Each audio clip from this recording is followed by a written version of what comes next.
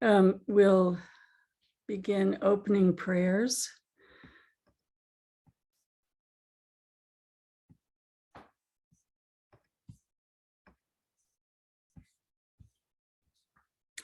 And really, don't let these prayers become just rote recitations. They carry really the entire path and deep meaning in each word. So one of the reasons that we recite them together is that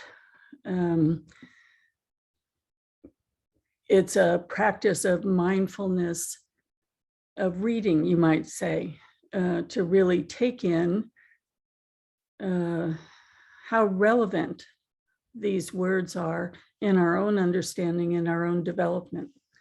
All sentient beings, especially those enemies who hate me, obstructors who harm me, and those who create obstacles on my path to liberation and all-knowingness, may they have happiness and be separated from suffering.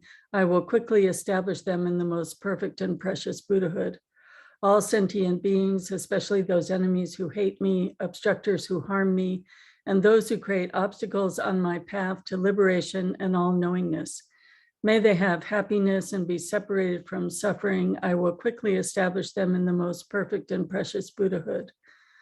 All sentient beings, especially those enemies who hate me, obstructors who harm me, and those who create obstacles on my path to liberation and all-knowingness, may they have happiness and be separated from suffering. I will quickly establish them in the most perfect and precious Buddhahood. Thus, until I achieve enlightenment, I perform virtuous deeds with body, speech, and mind. Until death, I perform virtuous deeds with body, speech, and mind. From now until this time tomorrow, I perform virtuous deeds with body, speech, and mind. In the Buddha, the Dharma, and the Sangha most excellent, I take refuge until enlightenment is reached. By the merit of generosity and other good deeds, may I attain Buddhahood for the sake of all sentient beings. In the Buddha, the Dharma, and the Sangha most excellent, I take refuge until enlightenment is reached. By the merit of generosity and other good deeds, may I attain Buddhahood for the sake of all sentient beings. In the Buddha, the Dharma, and the Sangha most excellent, I take refuge until enlightenment is reached. By the merit of generosity and other good deeds, may I attain Buddhahood for the sake of all sentient beings. As earth and the other elements, together with space, eternally provide sustenance in many ways for the countless sentient beings, so may I become sustenance in every way for sentient beings to the limits of space until all have attained nirvana. As the Sugatas of old gave birth to the bodhicitta and progressively established themselves in the training of a bodhisattva, so I too, for the benefit of beings, shall give birth to bodhicitta and progressively train myself in that discipline.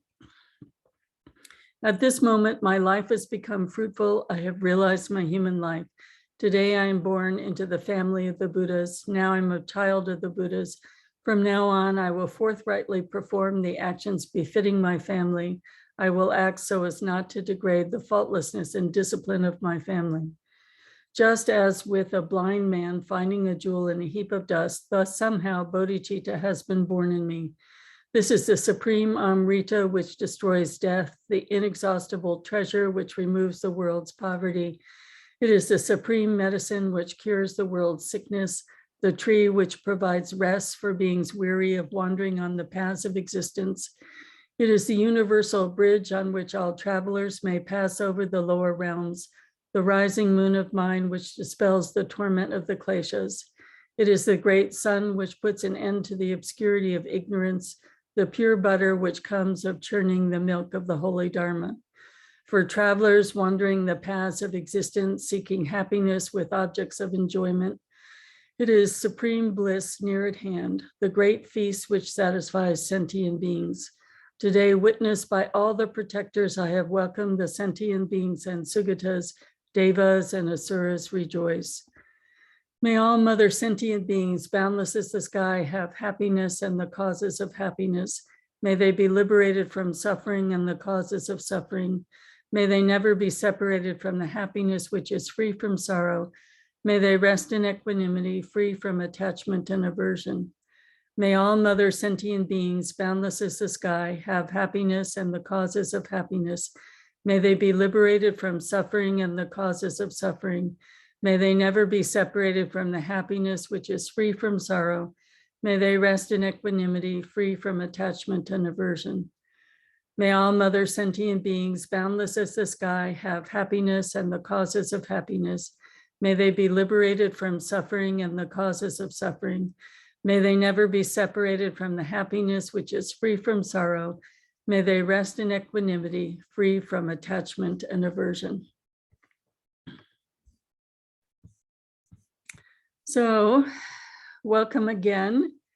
We are in the 6th point of the 7 points of mind training. I'll put the exact quote in the chat box.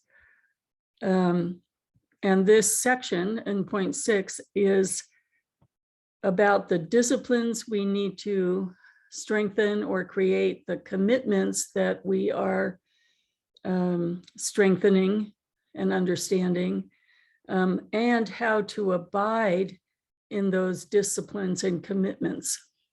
And so the particular slogan is slogan 23, always abide by the 3 basic principles: dedication to your practice, refraining from outrageous conduct, and developing patience. So let me just put that in the chat. So every word in these slogans is important. And so we spent the last 2 weeks on dedication to our practice. So really taking in what practice is, how we understand the progression of practice in terms of making a commitment to our evolution that begins with refuge, understanding what real refuge is, what can we count on, what is illusory refuge, then the bodhisattva ideal, what does that mean? To invite others in. We've invited all beings in, as the phrase was in our bodhicitta prayer just a few seconds ago. And if we have tantric vows, the understanding of our inseparability with our own Buddha nature. So everything from the beginning leads to our inseparability from our Buddha nature, and it can be realized as a part of refuge, a part of Mahayana Bodhisattva ideal, and Vajrayana. There are 3 different kinds of skillful means. So today we're looking at the 2nd and 3rd part of this, refraining from outrageous conduct and developing patience. So only we can understand if our actions are coming from an ego building place or a truly selfless in each moment desire to benefit beings, desire to benefit beings, not just simply, but the enlightenment of all sentient beings. And so when we say refraining from outrageous conduct, it's really seeing our own conduct from the perspective, I may have started out with a good intention, but is it turning into an ego trip? Or am I fooling myself about why I'm taking these actions? Or am I trying to prove something with these actions? So it's really that moment-to-moment awareness of how we are moving through the world and who is the action benefiting, my own ego clinging or the other. So essentially, refraining from outrageous conduct is multi-level, but we could say spiritual affectation. So I'm thinking of my millions of trips to India and, the wild world of Western pilgrims. Within minutes, everybody's wearing a Zen. And then especially a red Zen. So there's that sense of, well, if I put on this clothing, I'll look like a spiritual person, where everybody's got a mala around their neck and a mala on their hand. Oh yeah, if you look at me, you can see I'm a spiritual practitioner. So is the mala on your hand so it can be available for you to do recitations and maintain moment-to-moment mindfulness? Or is the mala on your hand jewelry, a spiritual sign, et cetera, et cetera? So only we know. When we look at our childhood, there was, if you had a Christian childhood, wearing a crucifix, and if you had a Catholic childhood, there used to be a scapula. And the scapula was an invisible picture of a divine understanding that one wore to keep it close to your heart, but it was hidden. And then we might think of the outer jewelry. Is that so that every time I habitually reach to the crucifix or the Jewish star that I remember my commitments? Or has it become just a piece of jewelry to gain recognition for? That's just a small example, but it's an important point, because when are our actions calculating so that they build ego, and when are they truly selfless? So we may make a big show of giving, a big amount of food or money to beggars. So we might make a big show of creating a gorgeous shrine and making sure, when people come to visit, that it looks really wonderful, that it's got, the most expensive tanka and all kinds of esoteric things on the shrine. And is that because of your great love, because it's meaningful for you to light the candle and fill the water bowls? Or is it a display that, fooling ourselves would be to make us think that, yes, we are great practitioners? Or if folks are coming to visit, oh, well, I'm special, I have a shrine. And one of the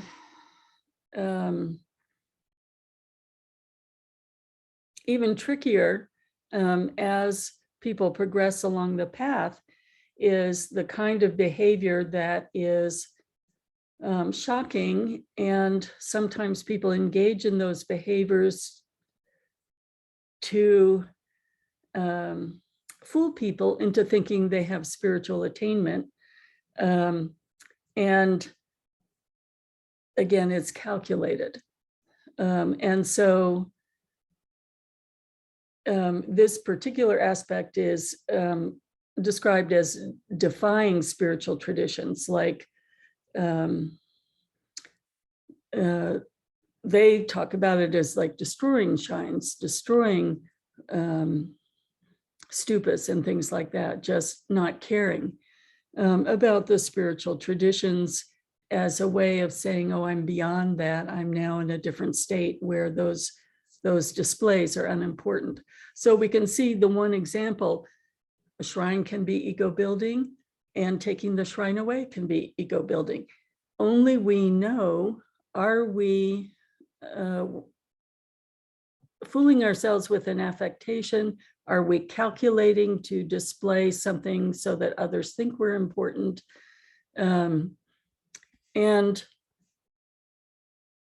how can we avoid any of these outrageous conducts, or another translation was scandalous behaviors?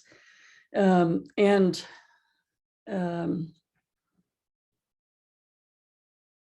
concluding line in one of the commentaries was, only behave as the great Kadampas would behave. But we can think of that as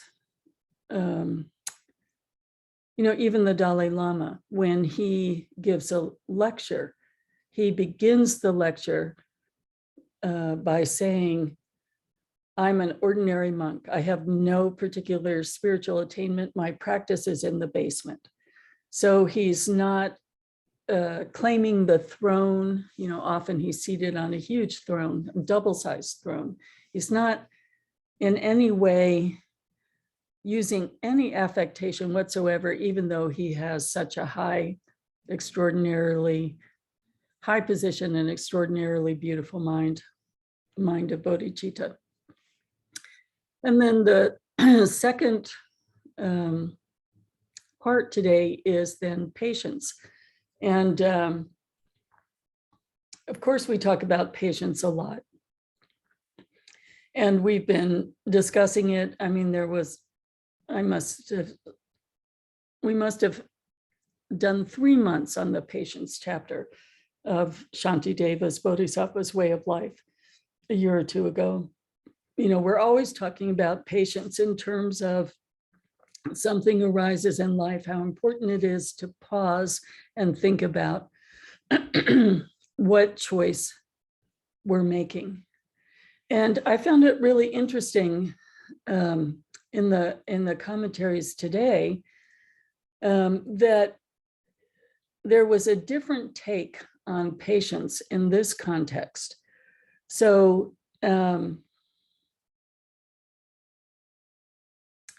the emphasis was on having no bias or partiality, a real understanding that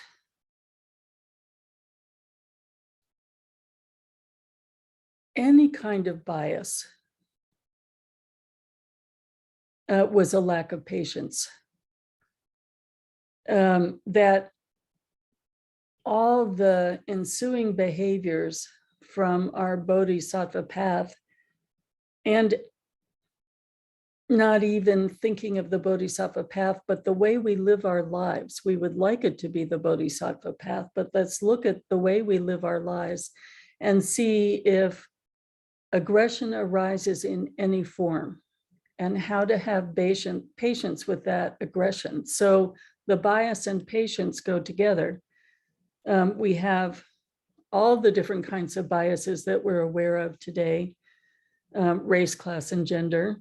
So is there any area of kinds of people or groups where we have less patience? So if we think of in terms of class, do we have less patience with wealthy than we do with the poor?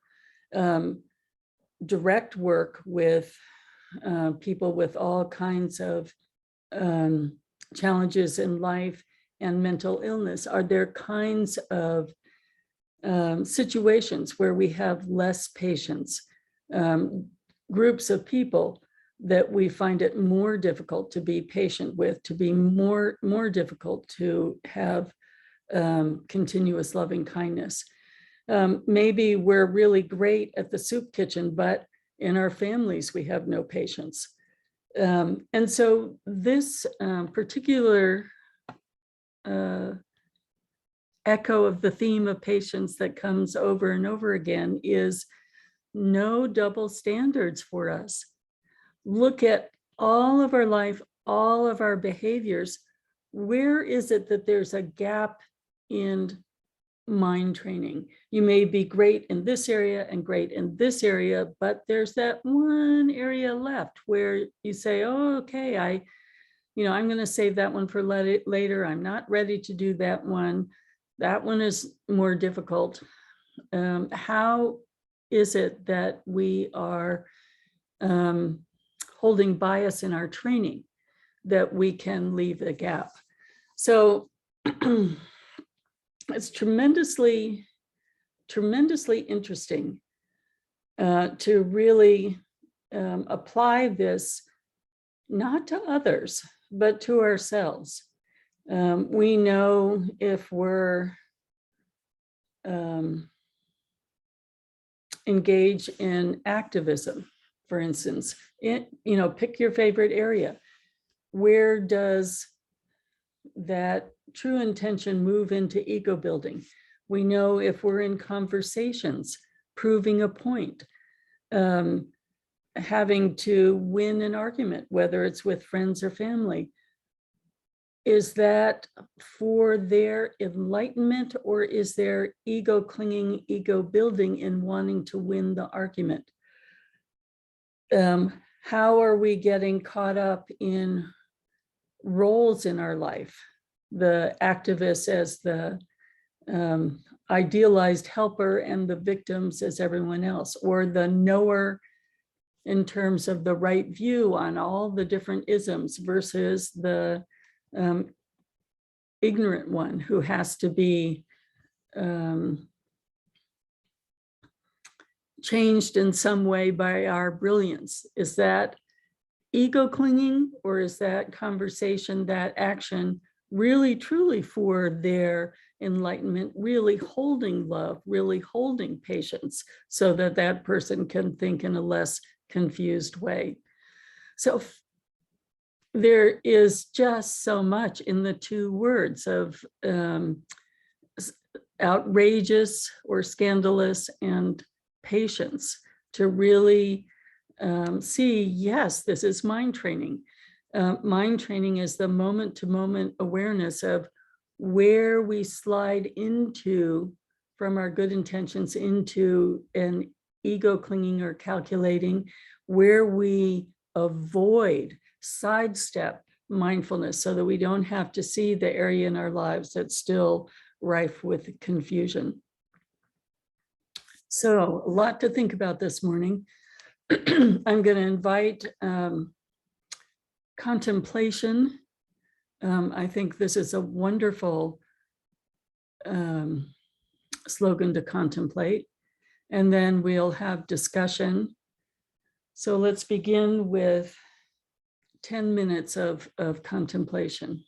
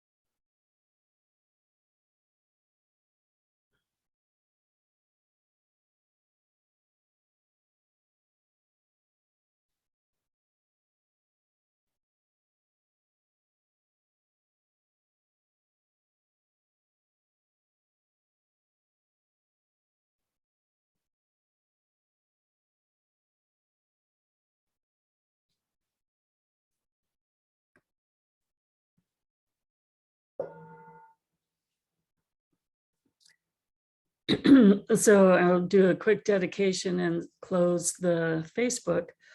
Bodhicitta, excellent and precious mind, where it is unborn, may it arise. Where it is born, may it not decline, but ever increase higher and higher. And just so there's an opportunity for everyone to express, I'll open chat rooms.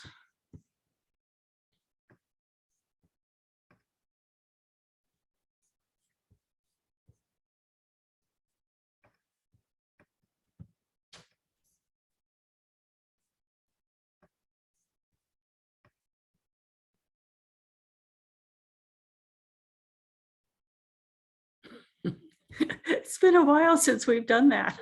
I've forgotten how to do it. Let me see.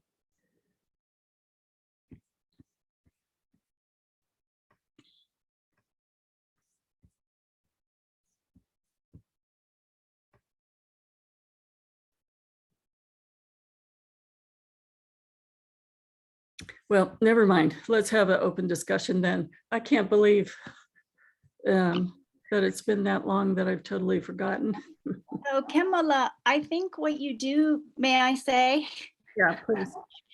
I think you just, if you go to the security code and you click on that, are you just wanting people to be able to talk, or are you wanting to create? No, I was going to have small groups. Oh, okay. Sorry, can't help with that part. Well, I'll figure it out before the next one. We used to do it more regularly. In any case, every single one of these slogans has so much in it. What was your response this morning to the depth we might look at in terms of understanding the hidden intents or the unknowing intents of actions we might be doing, as well as the layers of and nuances of patience?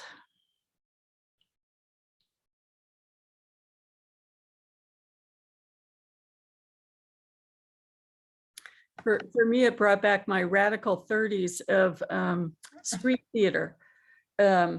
Remember, for those folks who are older, the Take Back the Night rallies, rape prevention. And so I was with a group of, friends, artists who did street theater. And it was so scary to the public that they get crossed to the other side of the street. I think, it was clearly benefiting us more than the public. Not thought out, definitely, in terms of communication and loving kindness. So what did it bring up for you? How are you thinking about no double standards in your practice? Jeff? Oh, I was going to say something else, but now you reminded me that no double standards. Well, the thing I was going to say is I really appreciated, it was sort of thought-provoking for me how you tied patience to, if I have this right, having a preference for one thing over another. And I guess I'd never really thought about that in terms of patience. That's really kind of powerful.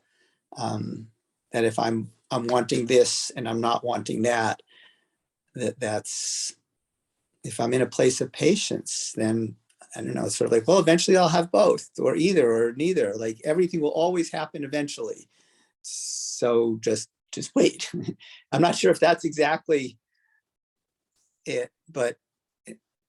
I mean, you certainly could interpret it that way, yes.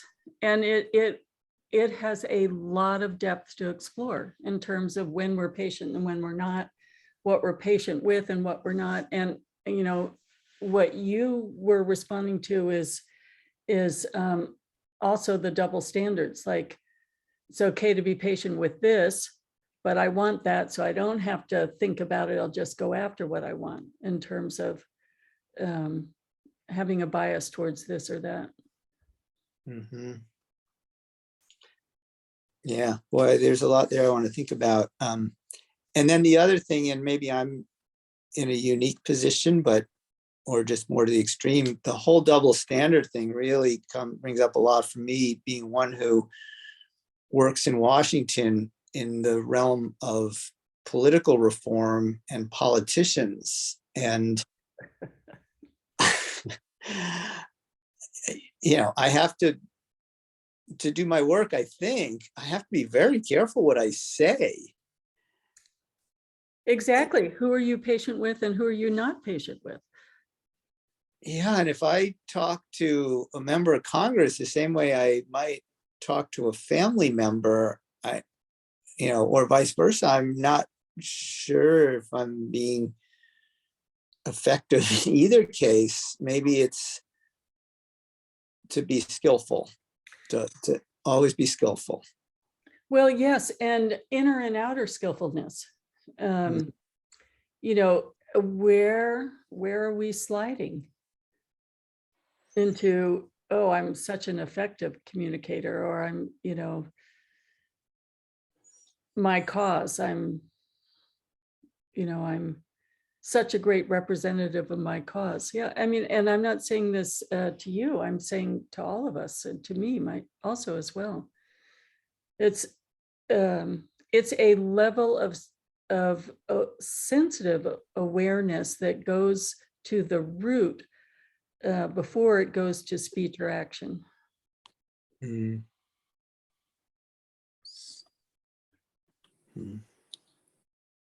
Wow. Hi, Khenmo, it's Eileen. I have to say, you can't see, but there's something wrong with my phone. I don't know what's happening. I have all of this. I mean, the ostentatiousness of display, bumper stickers that I put in my car is a good example. I may not think it's ostentatious, but it's clearly I'm superior because I believe this. And, in terms of the patients, I have so much discrimination and bias. I can be very nice to a stranger when I'm in a good mood and be friendly, but if my kid is getting on my nerves, I can bark at him immediately without thinking twice about trying to be patient. I have a built-in bias towards wealthy people as a class, and much more so than other, let's say the poor, for example. So all of this is something, those are just a few minor examples that I am filled with contradictions this way, and I guess it's interesting to see how prevalent it is. I mean, I'm looking at my room right now, and, part of the stuff on display is for others. It's not just about my own spiritual practice and development. It's about impressing other people. So I guess this hits home because I have a bit of all of it. We all do. The contradictions. The 7 points of mind training are a complete training, evolving on the path to abiding in one's Buddha nature. So of course, we all have all of it. I was thinking, how often I clean my altar, and there's this great story in the words of my perfect teacher. There's this very humble monk who's always accusing himself publicly of pride, noticing his imperfections and then loudly declaring them. And so his donors were coming over, and his altar was spectacular, it had flowers and everything. And he saw what I was doing, so he threw ashes on it, because, he said, "Oh my goodness, it's just about my ego and impressing my donors." Yes, I struck home for me as well. There are areas I'd rather not apply my mindfulness to. Other thoughts from folks? Yeah, Kathy.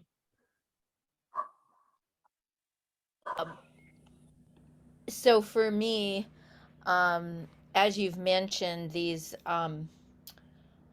slogans really weave together, and but for me, it comes down to just three things: intention, your audience, and the witness. And there's only one witness, really. And I have stamped myself.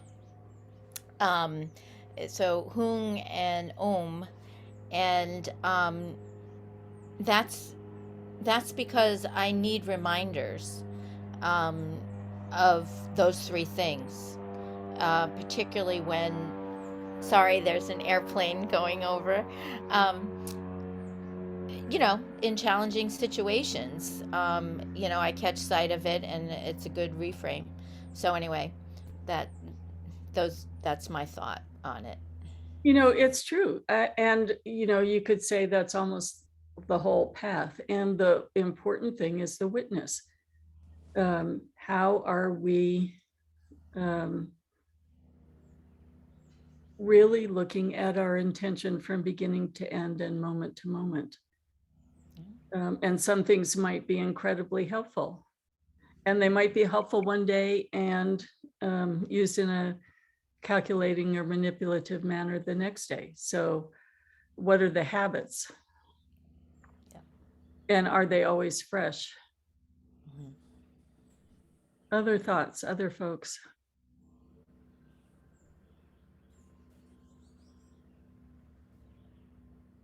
I've vacillated for years about installing, I'm sure many of you are familiar with the peace pole.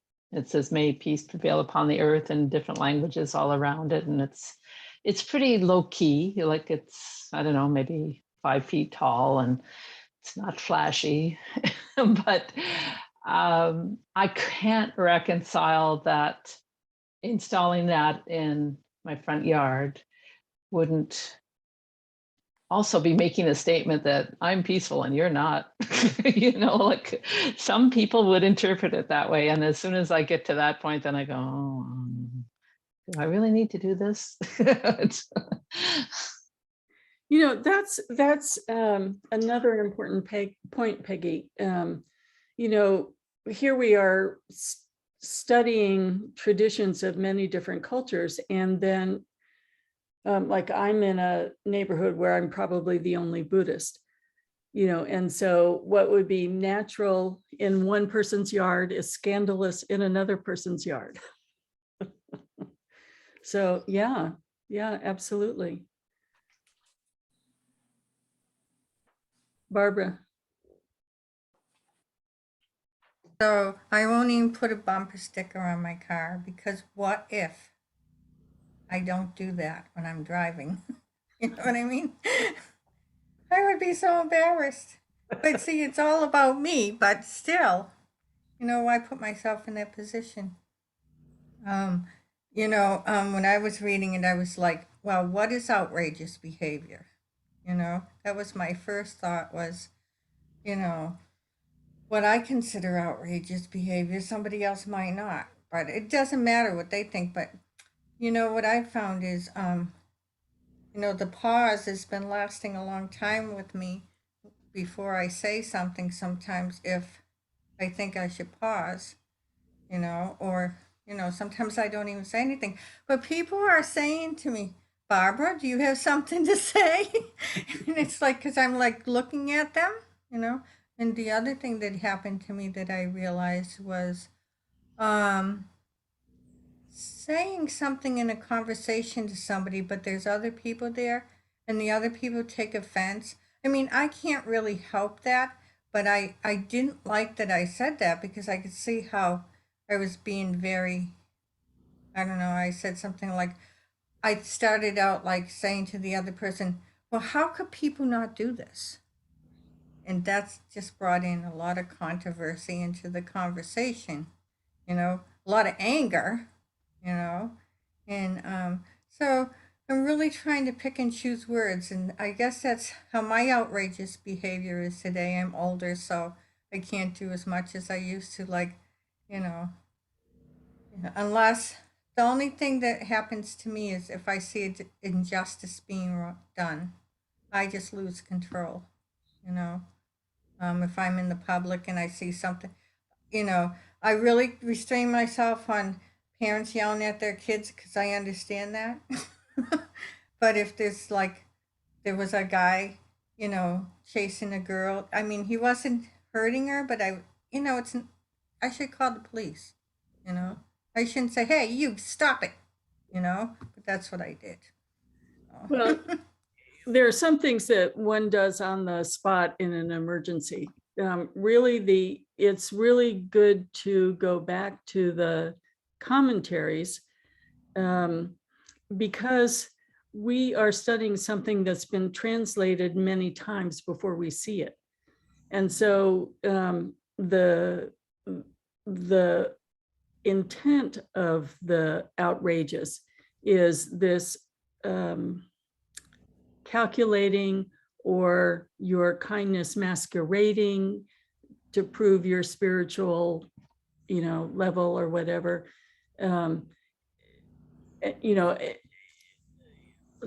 Intervening as a bystander is not necessarily outrageous conduct. It's coming from a momentary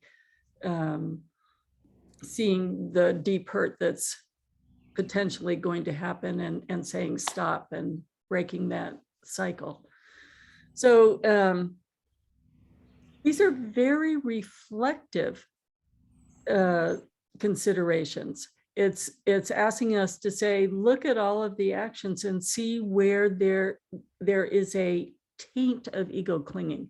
So like a dye coloring a pool of water. Here we are, people who are trying their best to benefit families and communities, and just saying, okay, don't get in the habit of thinking that every single action has selflessness in it. Really look at the particulars. And I love what you were saying about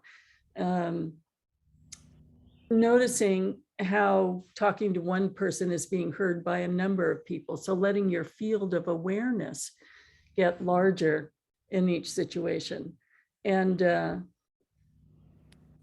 I think it's wonderful that you're pausing and speaking. That's something I could do more of. Other thoughts?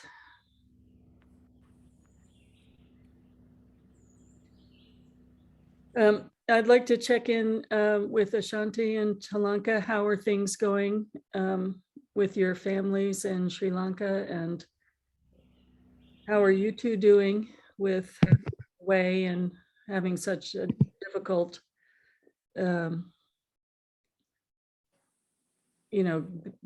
problems in your home country, your previous home country? Thank you for asking, Khenmo. So I talked with my mother yesterday, and then she said, and I really practiced the technique you mentioned, having Tara in between the phone and my ear. She said now things are calming down, so I'm still observing, and she said like now it's pretty much settled, and she actually wants me to visit home this August because my father is not doing well. And his situation is like getting, because he's an amputee and he can't walk, and now his back is weak. And last night I actually saw his aunt, who his mother's younger sister, in a dream, and she recently passed away about 2 months ago. So I have this feeling that my father will be the next.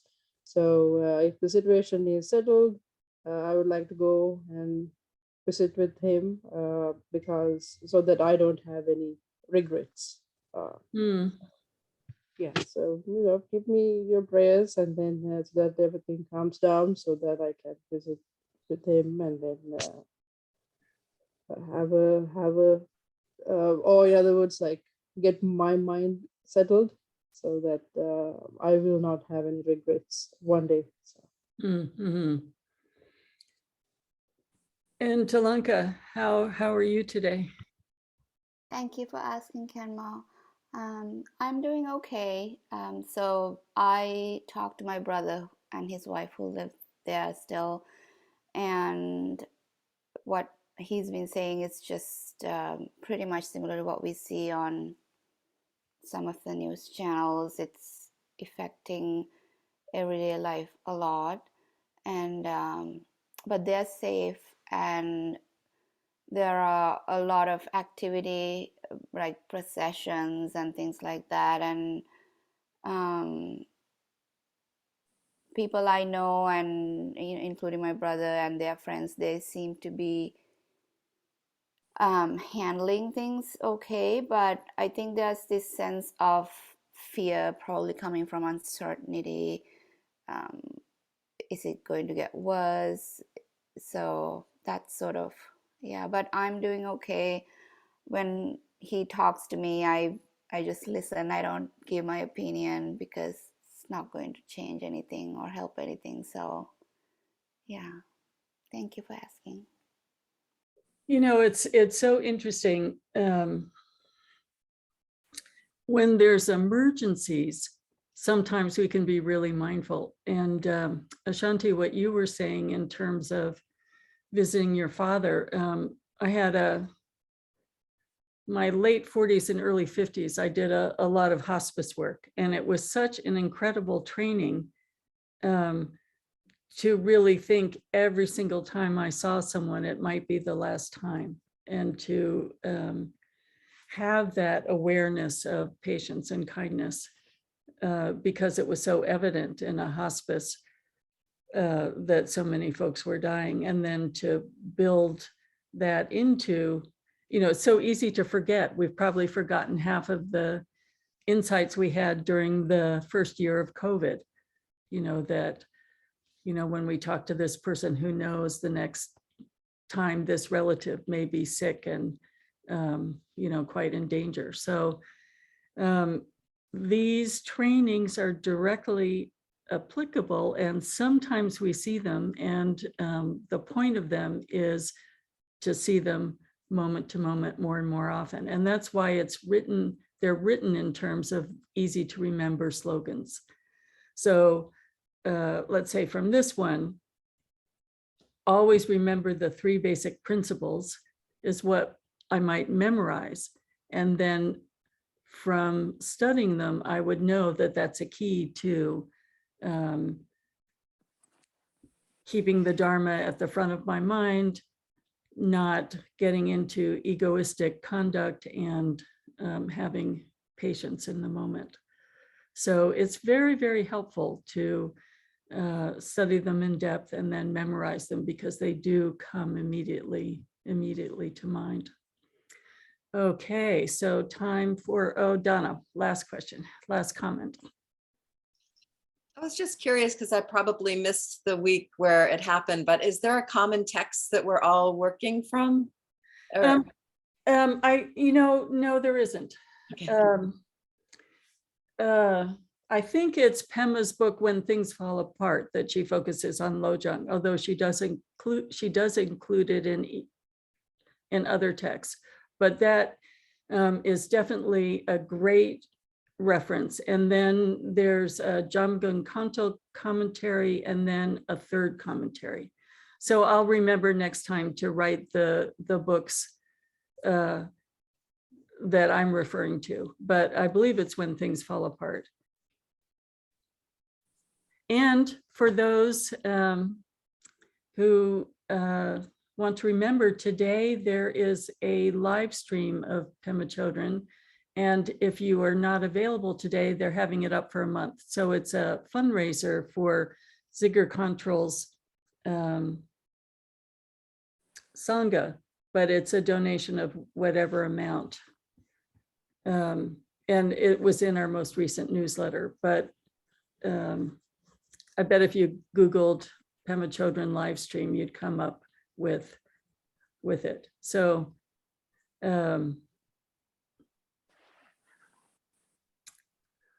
yes, Pema did make a deck of Lojong slogans. There are millions of decks of Lojong slogans that you can buy that has commentary on the back, or you can make your own, which is what I did, and then put what you need to remember on the back. And so those are easy to shuffle, and each day see a different card, something to remember. So also, I wanted to remember to announce the next in-person event is the silent sale. So we all absolutely loved it. Think about coming, and if you can't come and can offer a scholarship, think about that as well. Information for that is on the website. And so Excuse me, Khenmo, I signed up yesterday, but when I did the donate thing, I forgot to say that it was for the sale thing, so. Oh, I saw it. Um, Vicky. I knew it was. Oh, okay, you knew what it was for, right? Okay, good.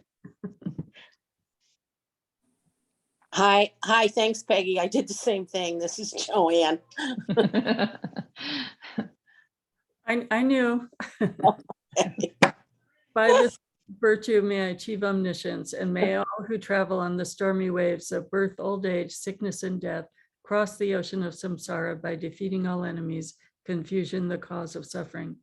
Bodhicitta, the excellent and precious mind, where it is unborn, may it arise. Where it is born, may it not decline, but ever increase higher and higher. I pray that the Lama may have good health. I pray that the Lama may have long life. I pray that your Dharma activities spread far and wide. I pray that I may not be separated from you. For this realm encircled by snow-covered mountains, you are the source of every benefit and bliss without exception. Tenzin Gyatso, you who are one with Avalokiteshvara, may remain steadfast until samsara's end. Embodiment of the three precious jewels, Padmapani, who holds the teachings of the victorious one, seeing the all-goodness meaning with the wisdom eye, may you who are spontaneously established activities live long for hundreds of kalpas. Noble Manjushri, the Lord of speech, who manifests to hold the teachings of the triple gem, who raises the lamp of the sage's teachings, may you who are the light of the Dharma live long for hundreds of kalpas. The one known in the Holy Land as Aryadeva, emanated into the Gar clan of Eastern Tibet as Chadingpa, the heart son of Jigten Sumgun. May the life of glorious Garchen remain steadfast for 100 eons. Also, just to say, if you need rides, I'm sure folks would be happy to offer rides up Bailey Island, where the sale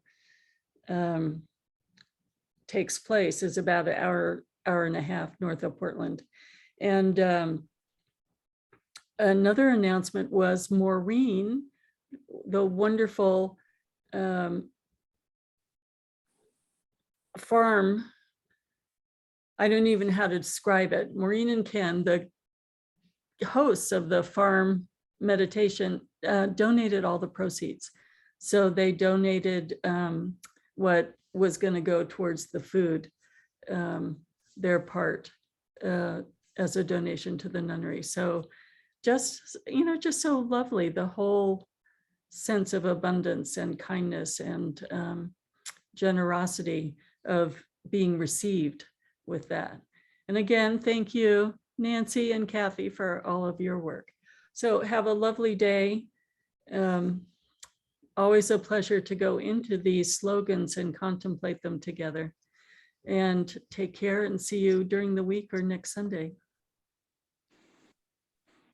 Thank you. Thanks, Khenmo. Thanks, everyone. Thank you, Khenmo. Thank you, Thank everyone. you. Good to see everyone. Bye-bye. Bye-bye.